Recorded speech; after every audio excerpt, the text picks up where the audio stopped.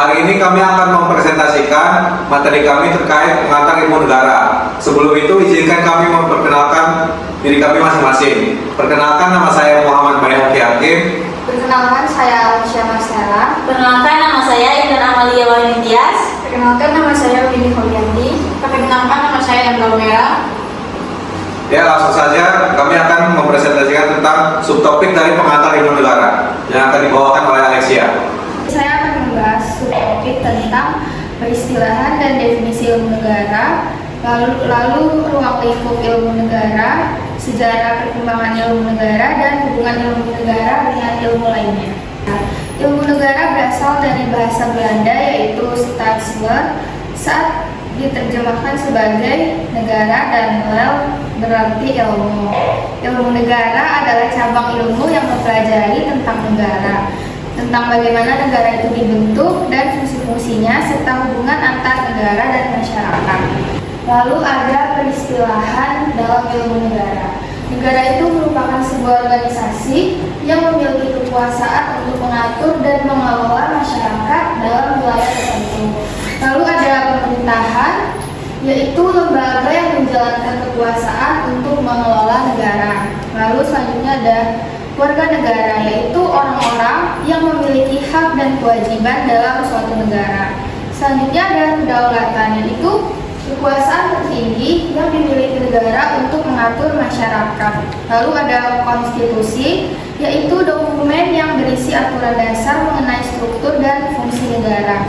Lalu terakhir adalah hukum, yaitu aturan yang dibuat oleh negara untuk mengatur perilaku masyarakat. Ruang lingkup ilmu negara. Menurut Cronenberg dalam bukunya Allgemeine Staatslehre, bahwa ruang lingkup ilmu negara membahas tentang asal mula negara, hakikat negara, bentuk negara, dan pemerintahan, hubungan negara dan bangsa. Sedangkan menurut McIver, ruang lingkup ilmu negara meliputi timbulnya negara, dasar dari kewibawaan, perubahan fungsi-fungsi negara, dan perubahan bentuk-bentuk negara. Lalu hubungan ilmu negara dengan ilmu lainnya. Ilmu negara tidak berdiri sendiri, melainkan memiliki keterkaitan yang erat dengan berbagai disiplin ilmu lainnya. Berikut ini adalah beberapa hubungan tersebut. Contohnya, dalam ilmu hukum, ilmu negara dan ilmu hukum saling melengkapi. Ilmu negara mempelajari tentang struktur dan fungsi negara, sedangkan ilmu hukum berfokus pada aturan dan norma yang mengatur perilaku masyarakat dalam negara tersebut. Lalu ada ilmu sosiologi. Ilmu sosiologi mempelajari interaksi sosial dan struktur masyarakat. Ilmu negara memerlukan pemahaman tentang masyarakat untuk mengetahui bagaimana negara berfungsi dan memenuhi kebutuhan warganya. Yang terakhir ada sejarah tentang perkembangan ilmu negara. Yang pertama itu dimulai dari zaman kuno. Ilmu negara sudah mulai dipikirkan sejak zaman kuno, seperti dalam karya-karya Plato dan Aristoteles. Mereka membahas tentang konsep negara, pemerintahan, dan keadilan. Lalu dilanjut dengan abad pertengahan. Pada periode ini, pemikiran tentang negara dipengaruhi oleh agama. Para filsuf seperti Thomas Aquinas mengaitkan kekuasaan negara dengan hukum ilahi. Lalu yang ketiga ada zaman modern. Maksudnya pemikiran rasional dan sekular seperti dari John Locke dan John Jeffreys mengubah cara pandang terhadap negara. Mereka menekankan hak individu dan kontrak sosial sebagai dasar pembentukan negara. Lalu ada pada abad ke-19 dan ke-20, ilmu negara mulai berkembang sebagai disiplin ilmu tersendiri.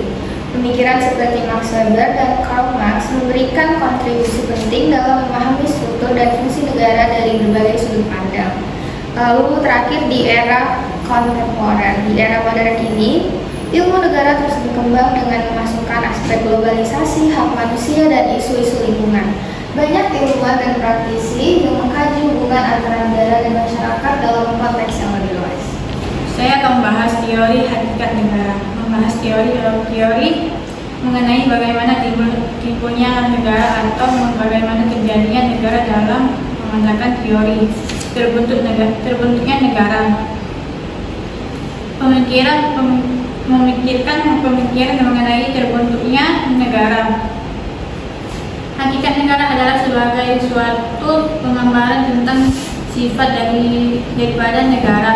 negara sebagai wadah daripada suatu bangsa yang diciptakan oleh negara itu sendiri mencapai cita-cita atau tujuan bangsanya. Maka dari itu pengamaran tentang hakikat negara itu di negara ini mesti ada hubungannya dengan tujuan negara. Bahkan pengamaran tentang hakikat negara bagainya biasanya disesuaikan dengan tujuan negara. Tujuan negara adalah merupakan kepentingan utama daripada catatan suatu negara. Zaman Yunani kuno, negara bukanlah semesta mata keberadaan manusia itu sendiri, kemanusiaan yang beradab dalam dirinya agar dapat oleh segala ancaman ini dan negara dengan mayoritas manusia, bahwa negara tidak hanya dilihat sebagai struktur politik yang fungsional.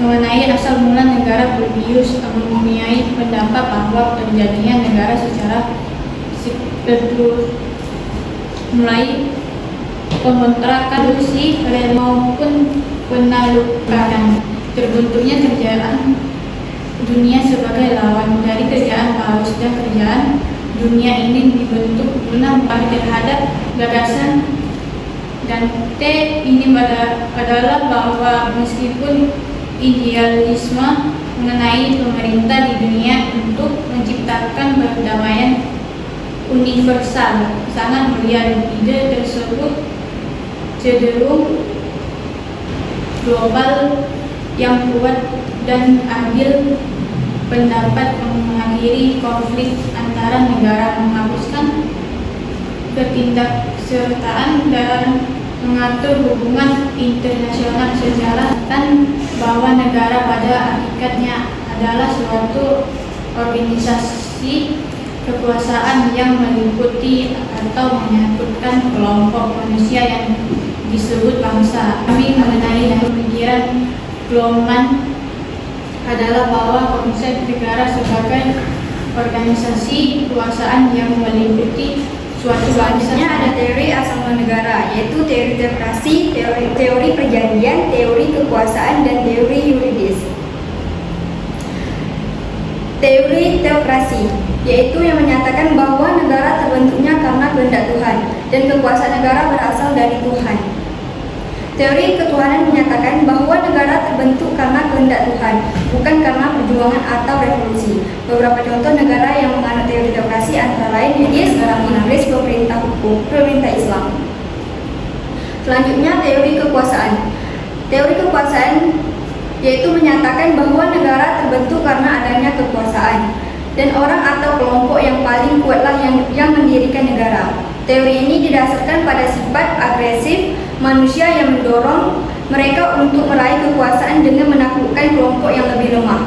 Beberapa ahli filsafat yang mendukung teori kekuasaan diantaranya yaitu Jean Bodin, Oppenheimer, dan Chris James. Teori perjanjian adalah masyarakat atau teori kontrak sosial yang menyatakan bahwa negara terbentuk karena adanya perjanjian yang dilakukan oleh seluruh masyarakat. Tujuannya dari perjanjian tersebut adalah untuk mendirikan organisasi negara yang dapat melindungi dan menjamin kelangsungan hidup masyarakat. Teori perjanjian masyarakat juga menekan agar negara tidak menjadi negara tirani. Selanjutnya teori yuridis. Teori yuridis adalah pertimbangan atau alasan untuk mengatasi masalah hukum atau mengisi kekosongan hukum. Baiklah, di sini saya akan menjelaskan tentang teori tujuan dan fungsi negara. Nah, subtopiknya adalah teori kekuasaan, teori perdamaian, teori kebebasan, teori kesusilaan, teori negara kesejahteraan, teori kebahagiaan, teori diktator, teori keadilan, dan teori integralistik dan lain-lain. Nah, di sini ada teori tujuan dan fungsi negara. Yang pertama adalah fungsi adalah pelaksanaan dari tujuan yang hendak dicapai tujuan negara. Yang kedua adalah kekuasaan negara untuk negara sendiri atau hanya kekuasaan semata-mata. Dan yang ketiga, kekuasaan itu tidak untuk apa-apa. Yang terakhir adalah kekuasaan negara mempunyai tujuan tertentu. Selanjutnya saya akan menjelaskan tentang kekuasaan negara untuk negara sendiri atau halnya kekuasaan semata-mata. Yang pertama adalah negara yang tujuannya untuk kekuasaan semata-mata adalah suatu tujuan yang bersifat diabolis, karena tujuan tersebut tidak memperdulikan manusia yang berada di bawah kekuasaan tersebut. Tetapi yang lebih diutamakan ialah bagaimana mempertahankan dan memperbesar kekuasaan sendiri. Pandangan tentang tujuan negara seperti ini dipelopori oleh Sangja Niccolo Machiavelli. Untuk memperkuat negara, maka rakyat harus dibuat lemah, bodoh dan miskin. Oleh karena itu, untuk tercapainya tujuan kekuasaan semata, hal-hal yang membuat rakyat menjadi pintar, kaya dan kuat harus dihindarkan atau ditiadakan. Lord Acton melihat tujuan negara yang untuk kekuasaan semata-mata ini dengan mengatakan power tends corrupt, but absolute power corrupts absolutely. Kekuasaan itu cenderung pada korupsi, tapi kekuasaan yang absolut sudah pasti terjadi korupsi yang absolut. Kekuasaan itu tidak untuk apa-apa. Kekuasaan itu tidak untuk apa-apa. Menurut pandangan Azhar ini, negara itu tidak diberi suatu tujuan atau tujuan negara ialah ada pada negara itu sendiri. Akan tetapi pendapat ini sekarang tidak dianut lagi. Umumnya sekarang negara dipandang sebagai alat untuk mencapai suatu tujuan tertentu. Selanjutnya adalah kekuasaan negara mempunyai tujuan tertentu. Yang pertama adalah ada yang mengatakan bahwa tujuan negara adalah untuk mempertahankan hak, dengan kata lain untuk membentuk dan memelihara hukum atau memelihara ketertiban umum. Yang kedua adalah pandangan ini adalah yang disampaikan oleh kaum populisme yang dipelopori oleh Jeremy Bentham dan John Stuart Mill, yang mengatakan bahwa tujuan negara adalah untuk mencapai kesejahteraan sebagian masyarakat, yang dalam kurung adalah the great happiness for the great numbers. Dari ajaran populisme ini berkembang dibilang pada tujuan negara adalah untuk kesejahteraan. Selanjutnya adalah fungsi negara.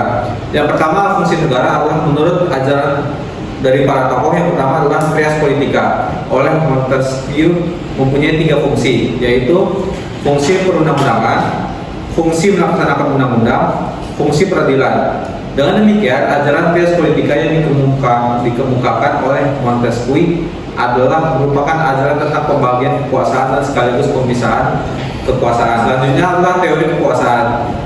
Nah, pembahasan teori kekuasaan dalam konteks teori tujuan dan fungsi negara melibatkan beberapa perspektif yang berbeda.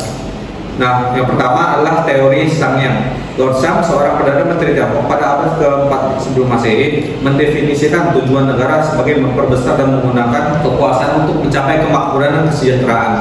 Teorinya menekankan pentingnya kontrol totalitarianisme dalam meningkatkan efektivitas administrasi dan militer. Yang kedua adalah yang kita tahu, teori Machiavelli. Niccolo Machiavelli, seorang filsuf Italia, juga memusatkan perhatian pada kekuasaan, tetapi pada nuansa yang lebih kompleks. Baginya, tujuan negara adalah memupuk kekuasaan untuk mencapai kemakmuran rakyat.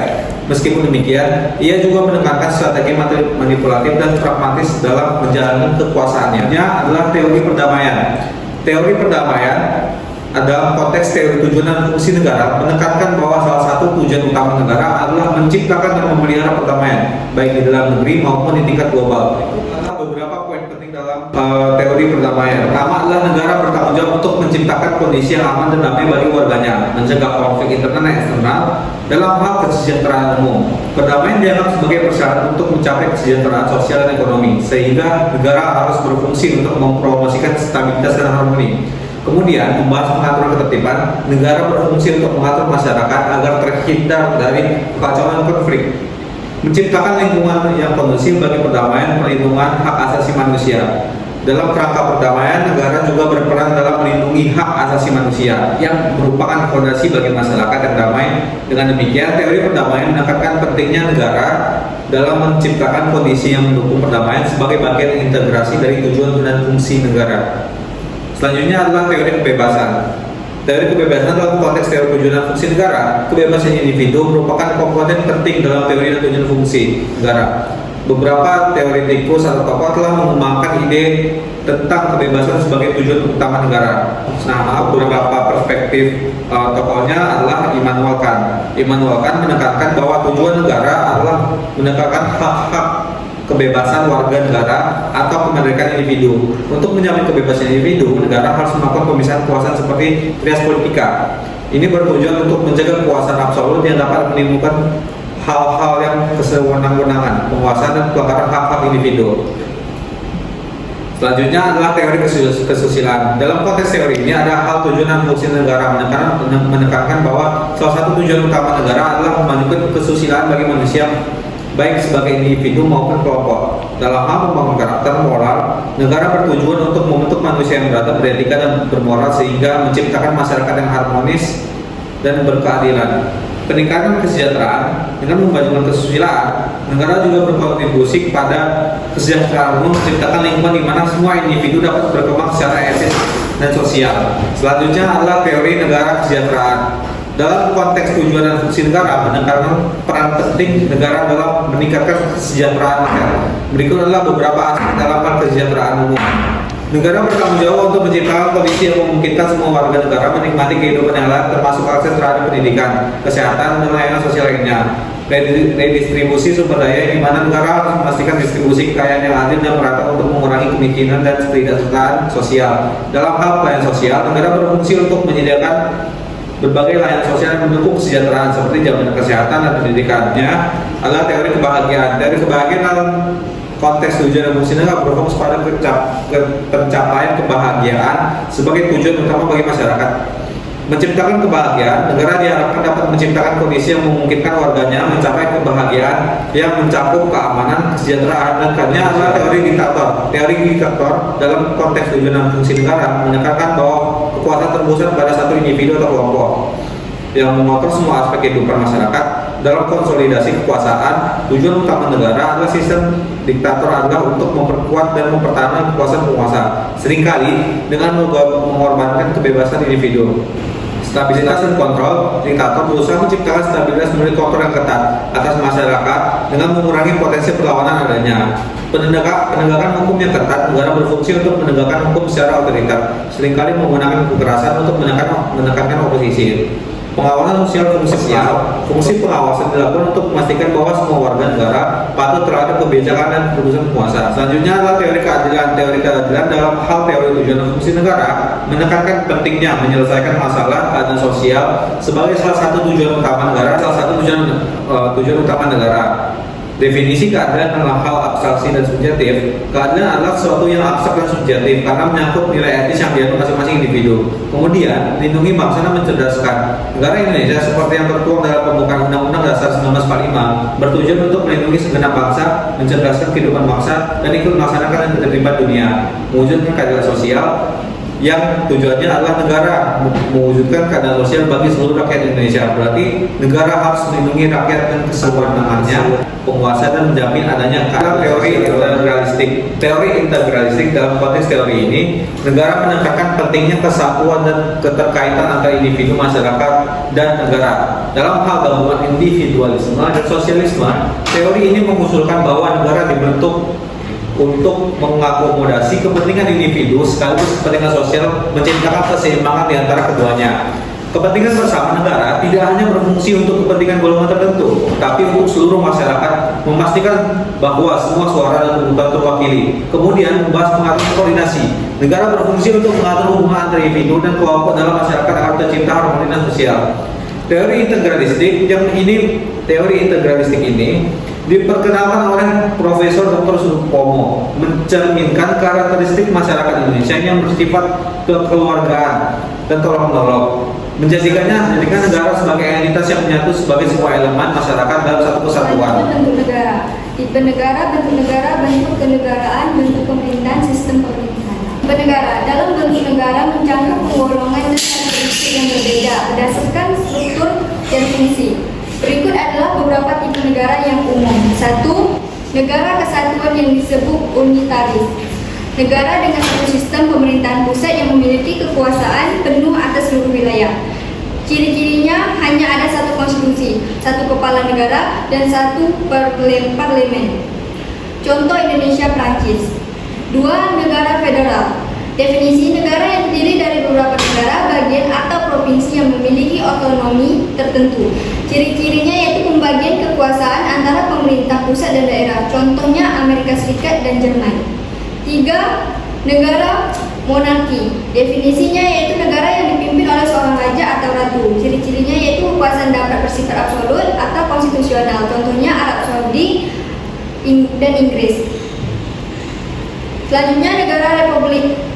Definisinya negara di mana kekuasaan tertinggi berada di tangan rakyat melalui pemilihan umum. Ciri-cirinya yaitu pemimpin dipilih secara demokratis, contohnya yaitu Indonesia dan Prancis. Selanjutnya, negara teokrasi. Negara yang dipimpin oleh pemimpin agama atau berdasarkan hukum agama. Ciri-cirinya yaitu hukum negara didasarkan pada ajaran agama. Contohnya yaitu Iran. Selanjutnya, negara sosialis, yaitu negara yang mengutamakan kepemilikan bersama atas alat produksi dan distribusi sumber daya. Ciri-cirinya yaitu mengedepankan kesejahteraan sosial dan pemerataan ekonomi. Contohnya yaitu Kuba dan Vietnam. Selanjutnya, negara komunis. Negara yang menerapkan ideologi komunis dengan satu partai penguasa. Ciri-cirinya yaitu tidak ada kepemilikan pribadi atas alat produksi. Contohnya yaitu Tiongkok, Korea Utara.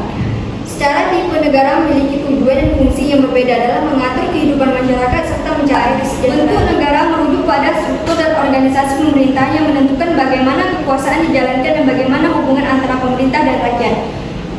Berikut adalah beberapa bentuk negara yang umum, dan setiap bentuk negara memiliki karakteristik unik dalam menjalankan fungsi pemerintah, melindungi hak-hak warga dan mencapai tujuan sosial ekonomi masyarakat.